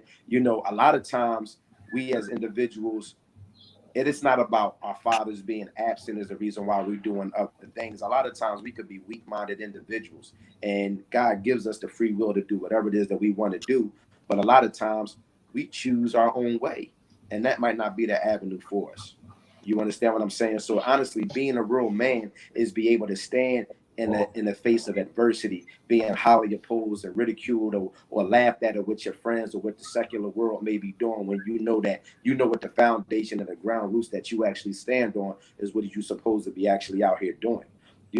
I was raised, I have a great background, but to me, I have a distorted figure or image of what a man was. To me, where I was growing up at, and not just within my family, but within my community, it was like, it was your way or no way.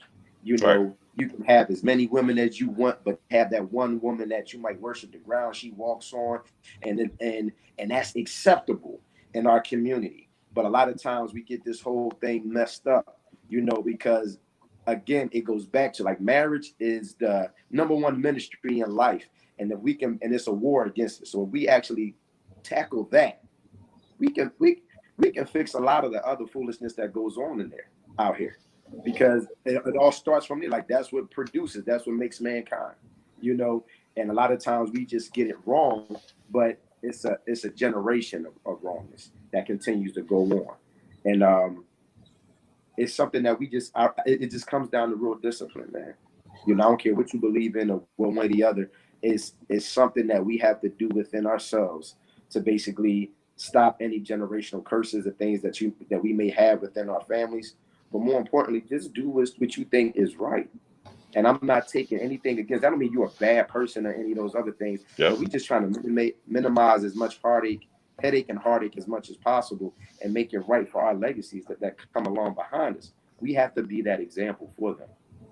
And so is there a real answer for why dads disappear? I mean, one can argue that there's so many reasons that a father would disappear or just not be present, right? And we also realize that presence, man, is in and of itself, man, is it's like, or the lack thereof. I mean, fathers can be in the house and still not be present. right. But there's just that it's 8:00, right? A little after 8, and so I want to end with a few questions, and I might have something to basically read at some point. But I think I want to just be organic and just ask these questions. Brother PDQ, what's the best advice anyone has ever given you?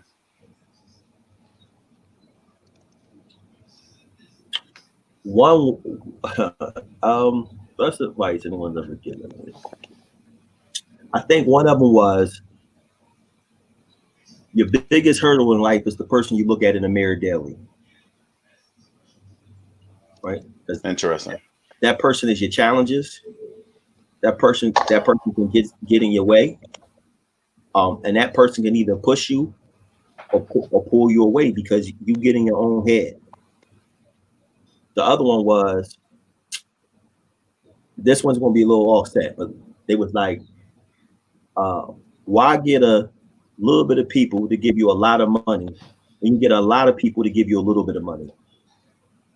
Okay. I mean, Obama comes to mind. I mean, he does. They go to network. They go to network right there. Yep. That's good. Dame, where are you spiritually, and how is your soul in this moment, given all that's going on in the world with people who look like you and I? Well, I'm ever evolving. I'm always someone that's just trying to be better in every way that I can. Spiritually first, like, that's the foundation for me. given everything that's actually going on, is a bit frustrating as to what I see. If you're speaking in a manner of, it's a lot going on, but if you're speaking in a manner of the police brutality or just, you know, being a black man in this world and all those type of things, it's extremely frustrating. However, I just think that, you know, it was always there. Mm-hmm. It's just that it's just magnified now that we can see it more.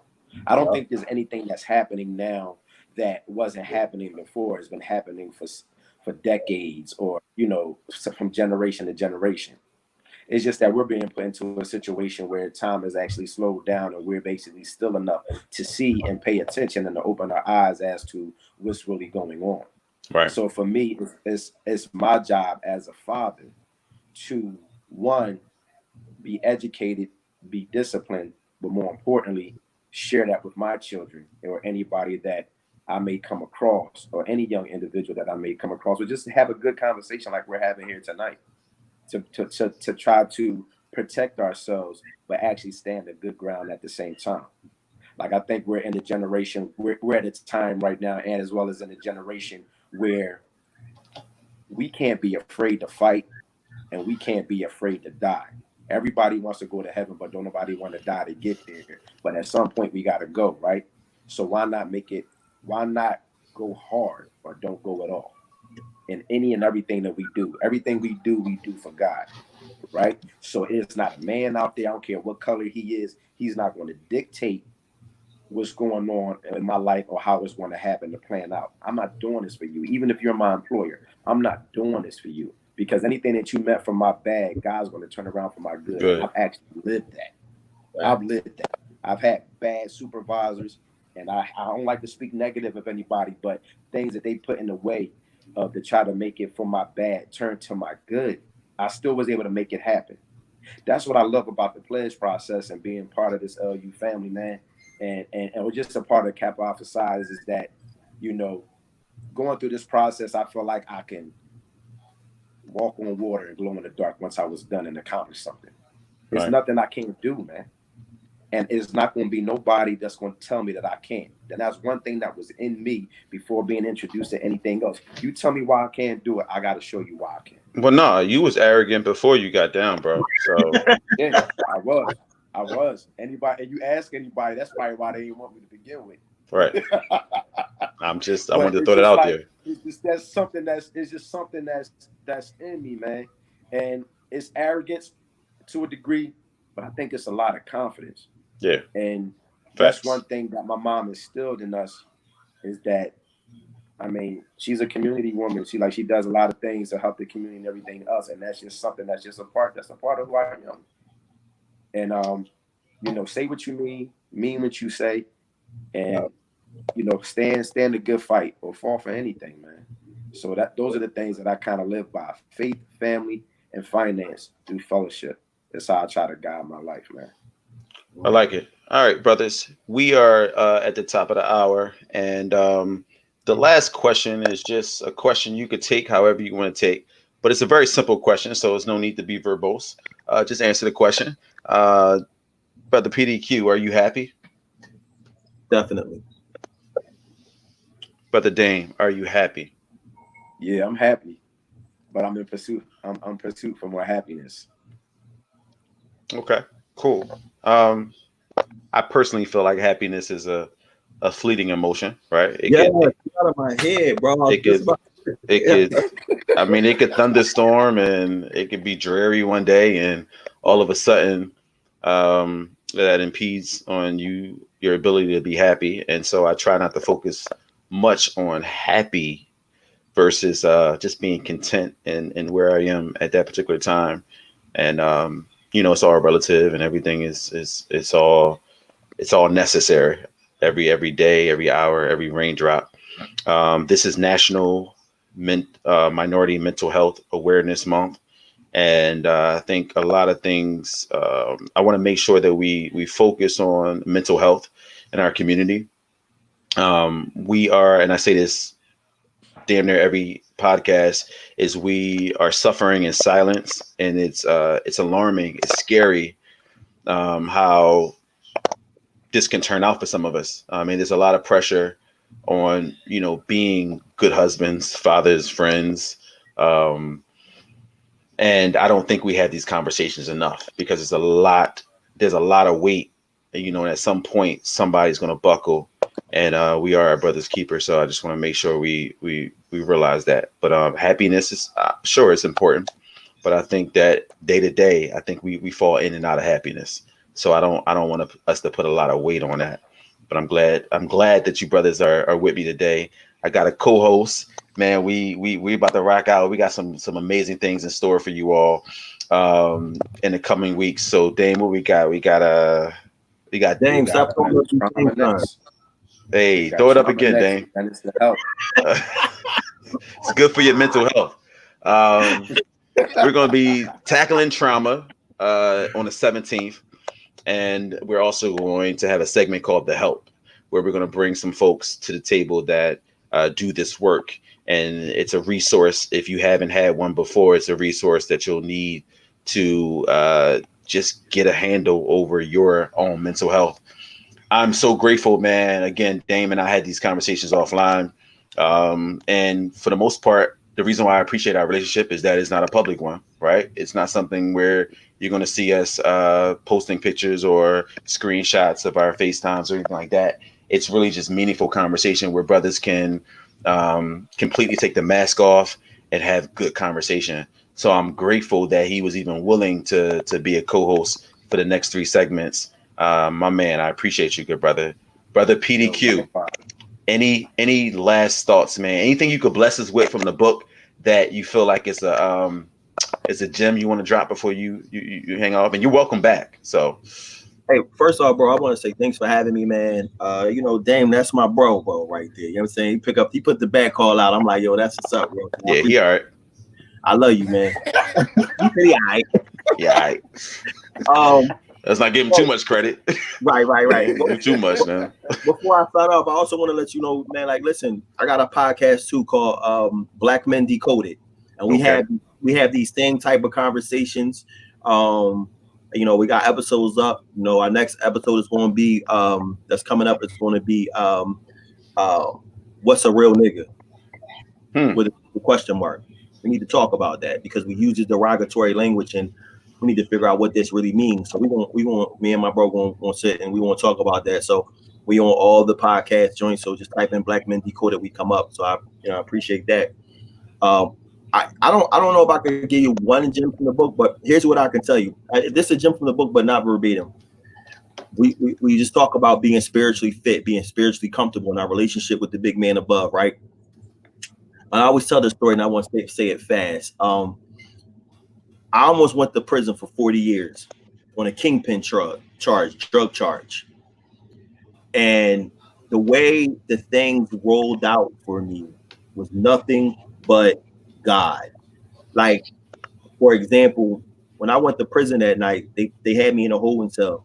So they said, Richard D. Sutton. I'm like, yo, they like, we won't let you go on your own recognizance. And at that time, I didn't know what recognizance meant. I understood let go though, right? Right. Now, mind you, I didn't have no money on me, no cell phone on me. I'm in Germantown, I'm in Rockville, Maryland. I'm very familiar with Rockville. Right. So I'm walking away from the prison. Before I walk out, black cop looks at me. He said, young man, he said, this is a serious situation. You make sure you get a lawyer. I said, all right. Now, mind you, it was like 3:30 in the morning. I walked a half mile down this hill. At the end of the hill, there's a strip mall. There's a cab just sitting in the strip mall. It's just sitting there. I walked up to the cab. I'm like, listen, I'm trying to get home. Hand a guy. I don't remember telling this man where I lived at. I don't remember telling him how to get there because I fell asleep in the back of the cab because I was that exhausted. He pulls up to my apartment. He taps me. Young man. I wake up like, yes, sir. Yeah. He's like, you home? I said, all right, give me a second. I don't have any money. I'm gonna run in the house and get this money so I can pay you. He said, all right, no problem. I get out the car. I close the door. As soon as my foot touched my step, he left. Right? The next day, I called to look for an attorney. I find an attorney that's a white boy. He from Philly, Chestnut Hill. I said, this dude ain't really from Philly. He said, no, I'm really from Philly. So he's like, tell me, I'm telling him I'm from Germantown. Where? I'm Haynes Street. You know, my family. Whoa, Haynes Street. Yeah, 5853 Morton Street, young bro. The Jones family. That's my family. Whoa, I back got up. family on Morton Street. Hold on. My dad lives on Haynes Street. My dad on everything I love. Let me tell you part of Brickyard or something. Yo, my dad lives on Haynes Street, bro. We gotta talk, bro. My dad lives on right up the street from Germantown High School. I went to Germantown. He's from Germantown High School. He went to Germantown. Yo, that's crazy. And my aunt Cindy lived on Morton. She probably ask your family. Yo, I think what in Morton? Is she like off of Shelton in Morton? I don't know. I know they had they used to sell the Budweisers and all that stuff. How old are they? Yo, we have to talk 60 now. Ask your aunt and your folks and your dad. Do we know PDQ? He probably I will. Then I gotta call my dad again. I will. Is y'all Morton Street adjacent to High School Street? Oh, I don't know. I ain't from Germantown. I just know where they. Yeah, we gonna have to talk offline to figure this thing. All right, we will. All right, will you finish your story, brother? Yeah. I'm just so you just gotta go catch the book to get the rest of it. But I say that to say that I had a praying grandmother that I didn't even call and let know what was going on. And so when we say what's happiness really isn't a physical thing or a mental thing, it's a spiritual thing. That's good. Yes, man. And so I try to stay in that perspective when you talk about happiness, because no matter what happens, spiritually, if you're in a good place, you can get through. So yeah. Arthur says stay focused. I wanted to hear the rest of the story. Yeah. Yo, I'm my bad, bro. Like that's a little ironic. I don't know addresses on social media. Hey, listen, you already know I ain't but 2 houses on that side of the block. Right. Hey, Arthur Rowland, you have to get the book, man. He was just teeing it up for you, man. So I ain't messed nothing up. Brother PDQ, man, we appreciate you bringing at the table. Salute to you. We'll check out your podcast. I appreciate you for sharing that. And we are going to put you in the green room, good brother. Thank you so much. Take it easy, Rich. Thanks for coming on, brother. Yo, man. Yo, Kev. What's up? I really appreciate the time on here, man. I think this was definitely a good show. We addressed a lot of issues. I know you was teasing me about my copious notes.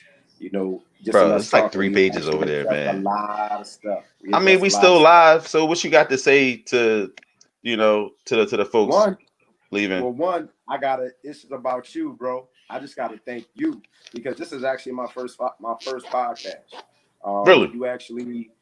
You might have, without you even realizing it, and God definitely works in mysterious ways, man. You definitely ignited something within me, some things that I should have been doing a long time ago that I now, is definitely about to put into motion. So one, thank you for what you don't even know that you really did. So thank you for having me on. And this was definitely my pleasure, brother. You had mentioned several times that you was called by God in your own way to do your work, and you did it. So thank you for bringing that out of me. I want to thank everybody that came on tonight. I know we was blasting it out there, sending it out there to you guys, and I hope you guys continue to rock with us for the rest of the episodes that we have in this podcast. And feel free to jump on there and ask all the questions that you possibly can. And if you really feel like you want to jump on this call, just let Kev know, and he might pull you in, so you can get on here and share your side of it. But we definitely share with your family and friends and let them know that it's all love here. And our goal is to basically just to address some of the things that we're scared to face, or vice versa, however it actually go. Because if we don't, you'll be living in some type of bitterness and constantly can take it to the grave, and then continuing this cycle of curses within your family, within yourself, without you even realizing it. So let's just minimize as much headache and heartache as possible. Kev, you did an awesome job as always, brother. Thank you for bringing me on. Man, I appreciate you, yo. They don't know how difficult you are to work with behind the scenes, though. Like, yo, if y'all only knew, like, how much back and forth this man, though, he sent me through hell because he felt like he wasn't this light skinned. And I'm not that light skinned. Yo. That's false advertisement. Yo, man, I appreciate you, good brother. the sun that hit me in so many ways, man. I keep telling you, I'm more of a caramel complexion. Oh, here we go. All right, so that's it's time for us to close, man. Listen, thank you for joining us. Typically, put brothers in the green room after the show is over, but we are co-hosts for the next 3 segments. This was the first segment, which was the Invisible Man: Why Dads Disappear. Not sure if we intended on having the answer. We knew coming into this that we weren't going to have the answer to that question because I think every man is different. But having the conversation is very important. So we appreciate you guys spending time with us. And without further ado, we are out. Signing out. Everybody have a great weekend.